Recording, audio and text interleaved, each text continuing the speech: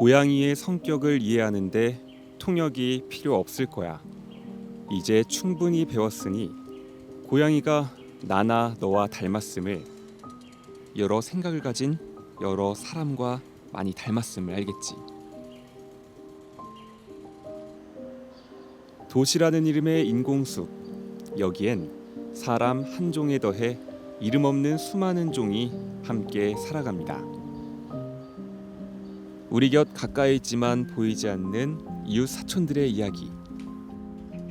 오늘의 손님은 재개발 원주민 고양입니다.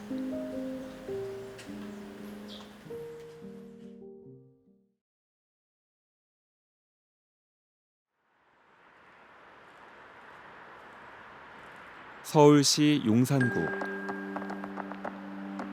이태원역에서 내려 한강 쪽으로 발걸음을 옮기면 붉은 벽돌로 이루어진 오래된 주택들이 옹기종기 모여 있습니다. 이 집들은 지금 마지막 숨을 고르고 있습니다. 한남 뉴타운, 단군 이래 최대 재개발 사업이라 불립니다.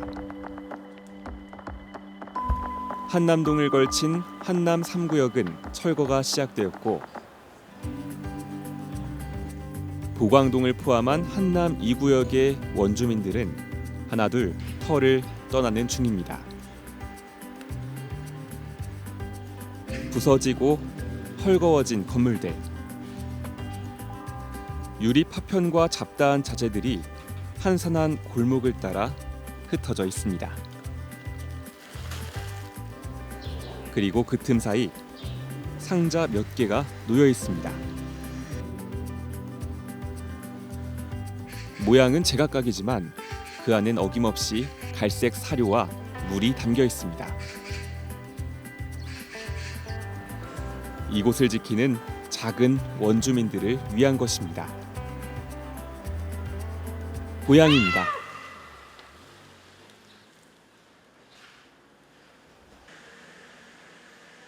고양이 한 마리가 대문 앞을 떡하니 지키고 있습니다. 낯선 이방인인 우리를 뚫어질 듯 노려봅니다.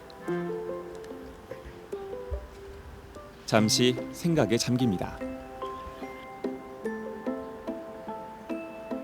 경계를 푼 것인지 이내 무심하게 마당 구석에서 휴식을 취합니다.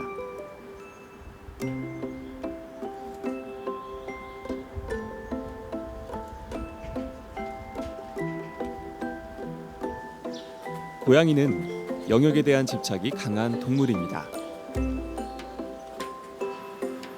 단독 생활을 선호해서 얼굴을 비비거나 배설물을 남기는 방식으로 자신만의 공간을 표시합니다. 캣타워 같은 공간에선 층별로 구역을 나눌 만큼 영역 감각이 섬세합니다. 그래서 한 번 털을 잡으면 좀처럼 떠나지 않습니다.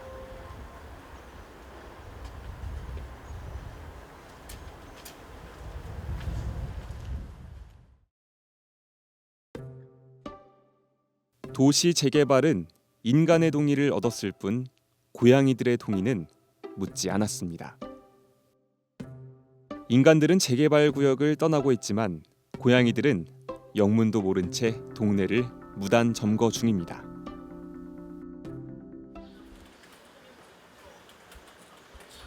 어슬렁어슬렁 검은 고양이가 골목 대로변을 훑습니다.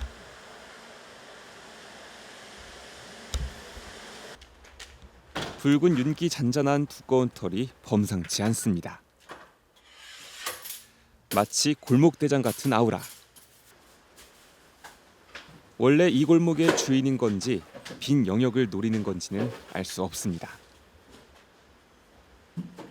지금 이 녀석에겐 모든 곳이 열려 있습니다. 얼마 전까지만 해도 한남 뉴타운 일대에선 200여 마리 넘는 고양이들이 촘촘하게 영역을 나눠 살았습니다. 작년까지 많았어. 그런데 작년 지나고서부터 조금씩 줄더라. 많이 있어요. 많이는 있는데 일부 지금 보습해 갖고 그런데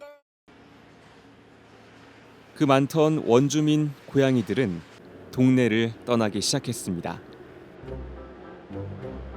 개인 활동가들과 동물단체가 그들의 이주를 도운 덕분입니다. 소수로부터 시작된 작은 관심은 더 큰 관심을 불러왔고 많은 케어테이커들이 도움을 보탰습니다. 지금 많이 포획해 가서 그래요. 지금 아직 보고를 못 받았는데 꽤 많은 숫자가 포획해 갔어요. 그 구청하고 협조 요청을 하고 들어오는 거예요. 그래서 우리도 이제 길을 열어주고 어디에서 어디까지 하시고 작업은 그쪽은 하지 마세요. 이러는데 지금 지자체도 협력에 나섰습니다. 용산구는 공공급식소를 옮겨 설치해 고양이 서식지를 재개발 구역 바깥으로 유도하고 있습니다. 공사장 가림벽의 생태 통로는 건설사의 협력으로 뚫린 것입니다. 전국 최초로 길고양이 입양 사업도 시작했습니다. 이른바 TNA. 기존 중성화, TNR 방식에 더해 건강검사, 구충, 백신, 동물 등록 등 입양을 위한 준비도 함께 지원합니다. 돌아갈 곳이 사라진 재개발 지역에 방사는 해법이 될 수 없다는 겁니다. 그 구청에서 나와서 그 애기 못 낳게 하는 거 그것도 하고 그때 망에 잡혀갖고 입양하고 그러던데 입양한다는데 그렇게 한남 뉴타운 고양이들은 사람들의 뒤를 따라 천천히 자리를 옮기고 있습니다. 이런 풍경은 한남 뉴타운만의 이야기는 아닙니다. 서울의 마지막 달동네 노원구 백사마을. 재개발이 시작되자 100여 마리 넘는 고양이들이 폐허 속에 남겨졌습니다. 최근 철거가 시작된 이곳에서도 사람들은 작은 원주민들을 위해 애쓰고 있습니다. 재개발이 이루어질 때마다 고양이들은 폐허 속을 떠돌고 있습니다.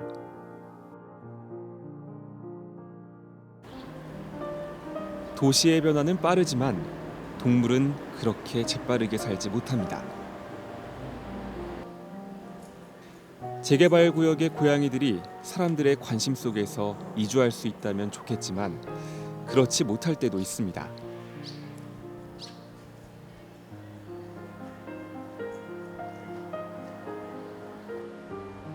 얼룩고양이가 사료 대신 풀을 뜯어먹고 있습니다.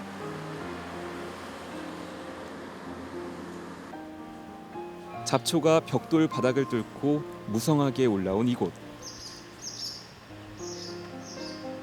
강남권 유일의 뉴타운. 거여 마천 뉴타운입니다. 2005년부터 재개발 논의가 시작됐음에도 동네는 여전히 황량합니다.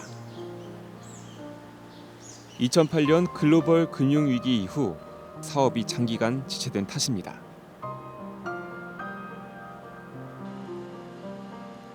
재개발에 다시 속도를 내는 지금, 이곳은 고양이들의 도시입니다.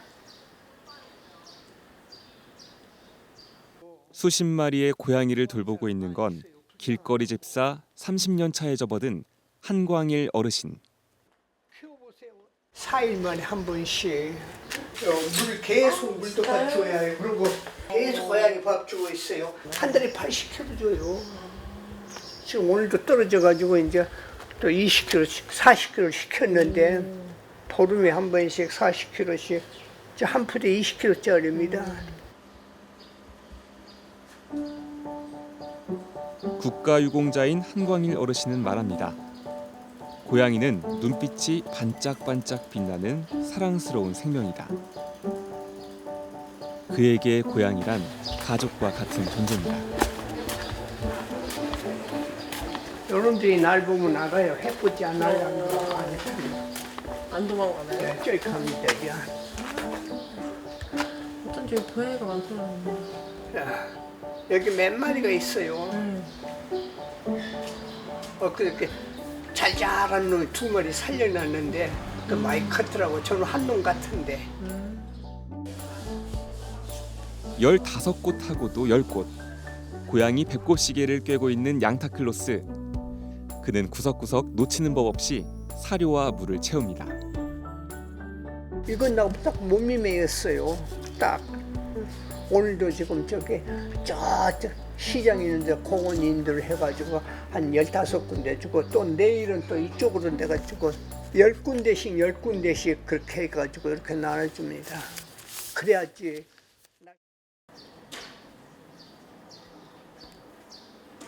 선물을 놓고 가자 고양이들이 슬금슬금 나타납니다. 서로 간의 인사는 필요 없습니다. 원래 고양이는 다른 개체와 영역을 나누지 않습니다. 하지만 이곳에선 서로의 영역이 겹쳐도 싸우지 않습니다. 가끔 흠칫 놀랄 때도 있지만 남은 공간을 공유하고 몸의 경계를 줄입니다.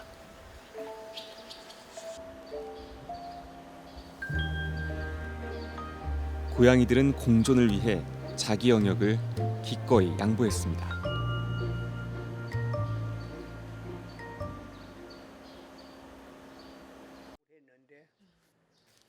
이제는 제 몸 가누기 힘들다는 한광일 어르신. 4시에 들어오거든요. 만화 중에 8년 됐어요. 지금 나가 나이가 81인데 이제 힘이 들어서 나 또 못 와봤어요. 그런데도 그가 가만히 있을 수 없는 건 고양이들이 처한 배고픈 현실 때문입니다. 겨울철인데 못 보니까 고양이가 쓰레기를 먹어요. 그래서 얼마나 마음이 아프니까 원래 그런 거 안 먹지 않습니까, 고양이는. 근데 얼마나 배고팠으면은. 그저 한 사람의 선의만이 남은 고양이들을 먹여 살리는 상황. 앞서 만났던 공공급식소나 이주 현수막은 이 동네에선 찾아볼 수 없습니다. 없을 거예요. 여기는 내가 다 주고 있어요. 아, 진짜요? 네. 재개발의 시간이 다가오지만 고양이들을 위한 대책은 뒷순입니다. 인간들의 도시는 동물들을 환영하지 않습니다.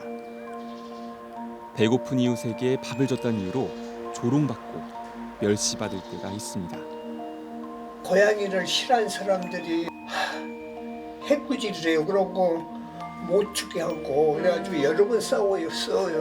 못 주게 해요. 이런 데 주면은 그냥 버려버리고 나 그래서 사람이 밉습니다. 사랑과 호감 사이, 미움과 실증 사이, 사람과 고양이, 그리고 사람과 사람 사이. 고양이들은 오늘도 그 경계선 위에서 헤매고 있습니다.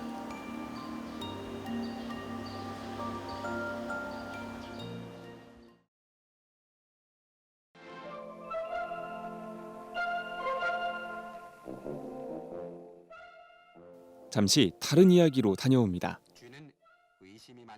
1970년대 우리나라에는 쥐가 9,000마리가량 있었습니다. 이들이 먹어치우는 곡식은 연간 240만 석. 당시 쌀 생산량의 8%. 정부로서는 골치 아픈 문제였습니다.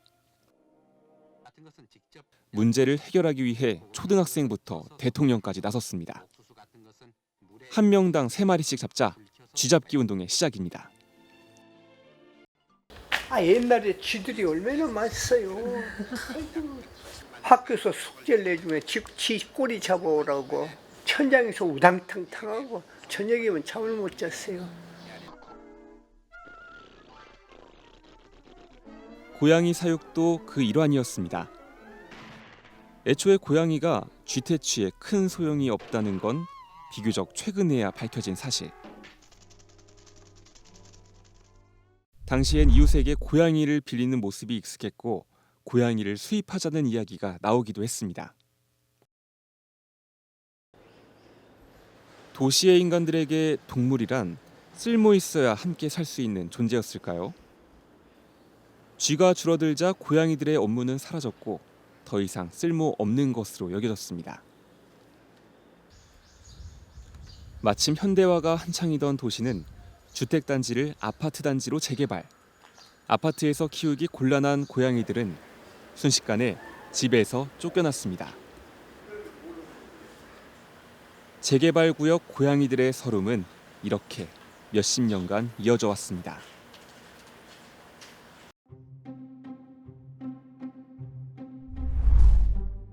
동물보호법 제3조 제2호 동물이 갈증, 굶주림을 겪거나 영양이 결핍되지 아니하도록 할 것. 동물보호법 제4조 제5항 모든 국민은 동물을 보호하기 위한 국가와 지방자치단체의 시책에 적극 협조하는 등 동물의 보호를 위하여 노력하여야 한다. 재개발 구역의 고양이들을 보살피는 건 오지랖 같은 게 아닙니다. 우리 법에서도 사람과 동물의 조화로운 공존을 하나의 의무로 명시하고 있습니다.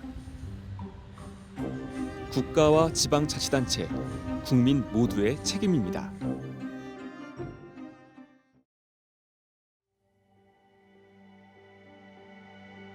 재건축 단지의 길고양이들을 도와주세요.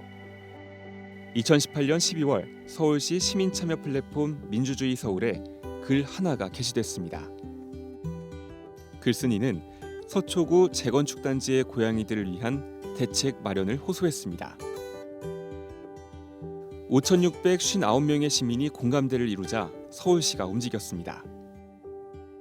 2020년 1월 9일 서울시 동물보호조례의 개정을 통해 정비구역 동물의 구조와 보호를 위한 지원 근거 규정을 마련했습니다. 당장은 서울시와 몇몇 지자체만이 정비구역 동물 규정을 갖추고 있지만 이제는 모든 곳에서 이 작은 원주민들에게 시선을 돌려야 할 때입니다. 도시는 인간만 사는 곳이 아니기 때문입니다. 고양이들은 오늘도 발걸음을 옮깁니다. 우리의 시선 밖에서 가볍게 총총. 어디로 향할지는 알 수 없습니다. 우르르 무너지는 아스팔트 피해, 우당탕탕 부서지는 소음 피해, 뭉게뭉게 자욱한 연기 피해. 오늘 하루를 살아내기 위해 영역을 찾고 있습니다. 재개발 구역의 원주민, 동의 없이 궁지에 몰린 또 다른 이웃, 인간들이 보살펴야 할 무고한 생명. 그 이름은 고양이입니다.